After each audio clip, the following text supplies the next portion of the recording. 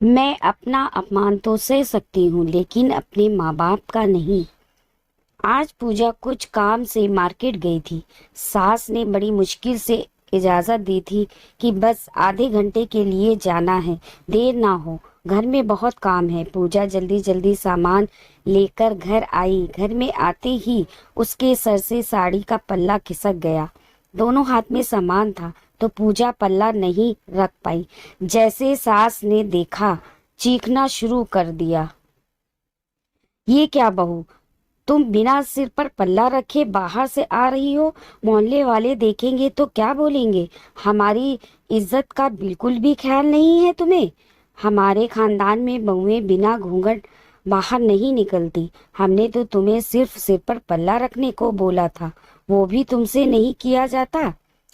पूजा के बाहर से आते ही सासू जी तानों की बौछार करने लगी। पूजा बेचारी चुपचाप उनकी बातें सुन ली, कोई जवाब नहीं दिया। पूजा की शादी कुछ साल पहले सूरत से हुई। उसके ससुराल में सास ससुर,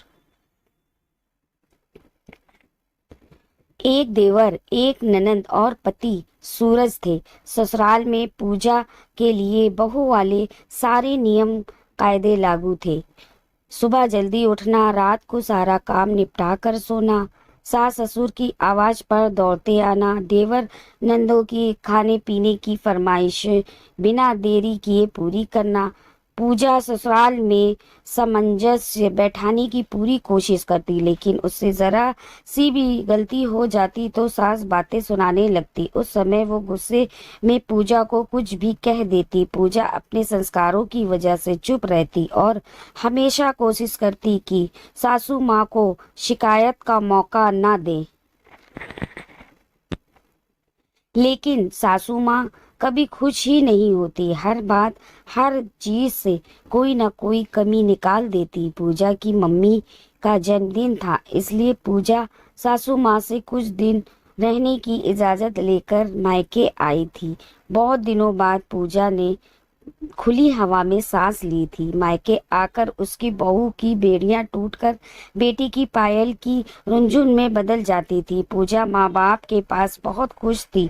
वो सोचती काश वक्त यहीं रुक जाए और उसको ससुराल ना जाना पड़े। कुछ दिनों बाद सूरत पूजा को लेने गया।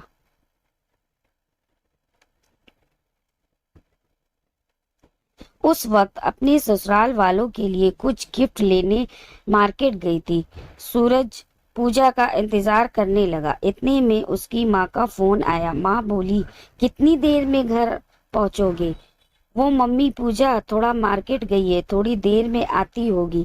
फिर आते हैं। इतना सुनना था कि माँ ने सूरज को ना जाने क्या क्या बोला कि उसके चेहरे पर गुस्सा और नाराजगी झलकने लगी और वो गुस्से में एकदम लाल हुआ जा रहा था। पूजा के घर आते ही सूरज उसे भला बुरा कहने लगा। जब पूजा के मम्मी पापा ने उसे समझाना चाहा तो गुस्से में उसने उनको भी बुरा भला कह दिया। सूरज को अपने मम्मी पापा का अपमान करते देख पूजा आंसू बहाने लगी। वो सूरज को कुछ कहना चाह रही थी, लेकिन पूजा की मम्मी ने उसे चुप रहने का इशारा किया।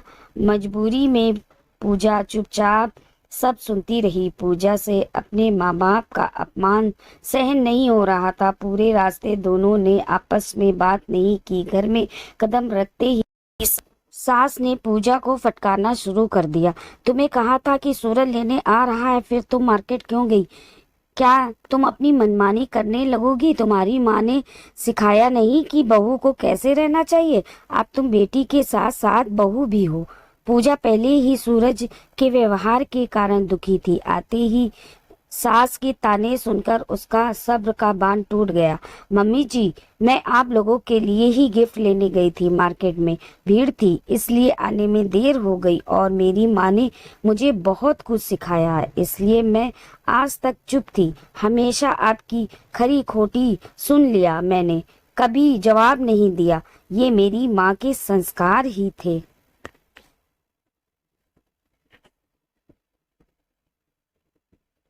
लेकिन आपने अपने बेटों को कुछ नहीं सिखाया। मुझे लगता है कि कुछ चीजें आपको अपने बेटे को भी सिखानी चाहिए थी, क्योंकि संस्कारों की जरूरत बहू को ही नहीं बेटे को भी होती है। उनका भी फर्ज है वो अपने बड़ों की इज्जत करें। बहू बनते ही लड़की के पाँव में संस्कारों, रिवाजों, शर्म, हया की न जाने कितनी बेड़ियां पहना दी जाती हैं, लेकिन बेटा शादी के बाद भी वैसा ही रहता है। वो भी किसी का पति, किसी का दामाद, किसी का जीजा बनता है, पर उसके लिए कोई नियम नहीं। बहू को मुंह खोलने की मनाही है।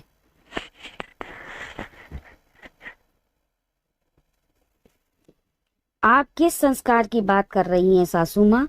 इज्जत बस आपकी नहीं, मेरे माँ बाप की भी इज्जत है।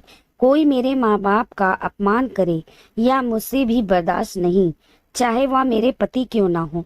मैं आपका पूरा सम्मान करती हूँ और आगे भी करती रहूंगी, लेकिन अब मैं बेड़ियों में नहीं बंधूंगी। मेरी अपनी इच्छाएं और ख्वाहिश भी हैं, जिनको बहू होने के नाते मुझसे छीन लिया गया है। पर अब मैं आजादी से रहना चाहती हूँ, खुलकर सांस लेना चाहती हूँ।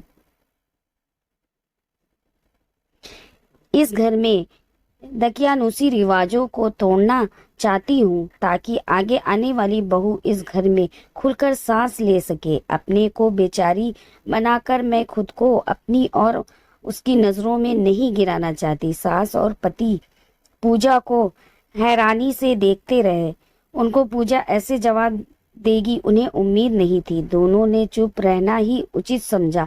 शायद ऐसी गलती वो फिर कभी नहीं करेंगे। उस दिन के बाद से पूजा ने उस घर में अपने लिए जगह बना ली थी। अब वो गलत को बर्दाश्त नहीं करती, क्योंकि वो बेचारी नहीं थी।